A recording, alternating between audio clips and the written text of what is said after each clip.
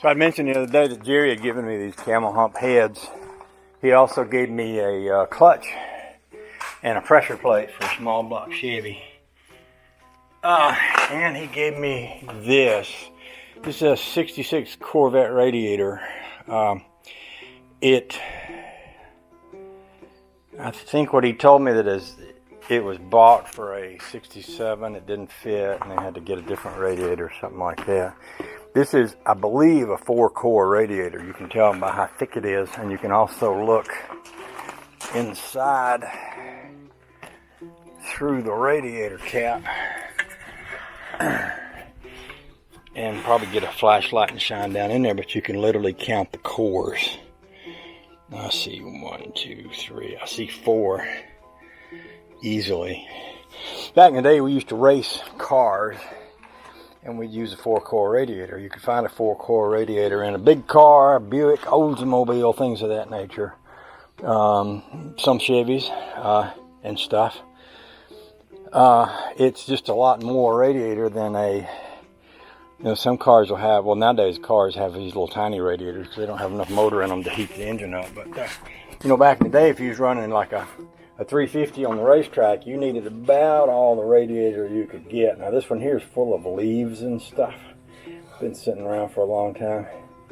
And there's a few places here where it's got some dents in the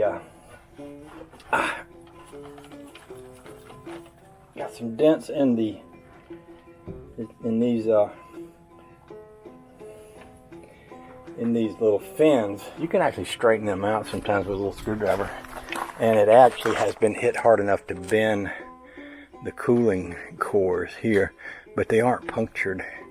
And it's probably a good radiator. I don't need it, but he says, I'm cleaning out the shop, I want to get rid of this stuff, do you want it? And I was like, oh yeah, heck yeah, because I'm not going to throw away good parts that I might need someday.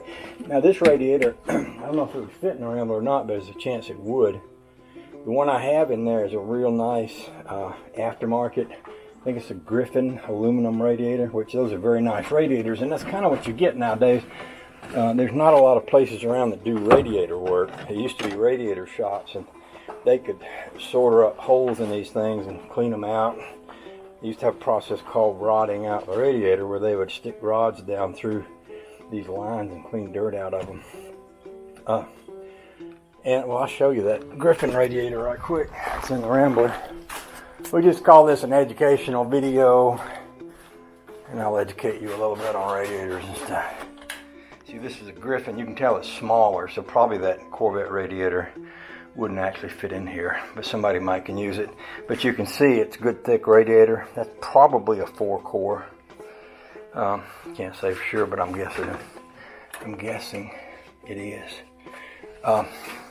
But my main objective with this radiator for right now is just to preserve it and not let any bad juju befall it. And that means putting it in place.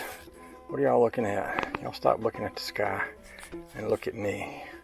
Y'all behave now, or I'll put you in the house and make you stay there. There's that better. So my main goal with this is to not let any bad juju happen to it. So I want to put it in a place that's safe. I'm not sure where that place is, but I thought the first thing I'd do is slide it in this box. I got this box the other day when I bought something. Now I can't remember what. And it was in the soon-to-be thrown-away pile. By the way, as I say that, I'm thinking today's Monday and it's garbage day, so I would be going to the dump today. But what I'll do, instead of throwing this away, is slip it in here. This will help preserve it. These are kind of fragile. If someone threw a wrench at it hard enough and hit it in the right place, it could be damaged by that type of activity. So my goal is just to keep it in a place where it won't get damaged by any kind of activity that could happen in the garage. So I'm just going to wrestle it into this box, and then the next part of the challenge will be to find a safe place to put the box.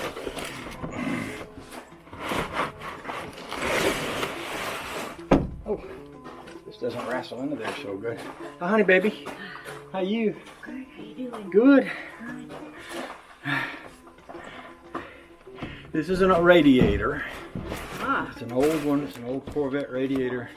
It's worth something, and I might need it someday, but I don't need it today. So what I'm doing is just putting it in a place where I can store it. This is something that Jerry gave me when he was cleaning out down there. And what I'm doing is just slipping it into this box so that I can, find a safe place to set it where it won't get damaged. These are a little fragile. If somebody was to throw a screwdriver and hit it, they could damage it. So. Oh, really? Yeah. So what I'll do is I'll just kind of set it up like that, wrap some tape around it, and then find a safe place somewhere around here to put it. You got some tape if you want to tape it. Yeah. So I was just explaining to the YouTubers about radiators. This is the kind of radiator we used to use back in the old days on race cars because they're bigger, they got more cores, they hold more water, cool better. We used to go out to the racetrack and break them all the time. We'd crash, have a big crash and break the radiator. I had a guy that ran a junkyard. He'd give me radiators and I'd give him junk cars, and at a certain point he charged me for a radiator and I quit doing business with him. But he was one of my sponsors till he tried to pull that trick. Long story. It's another story.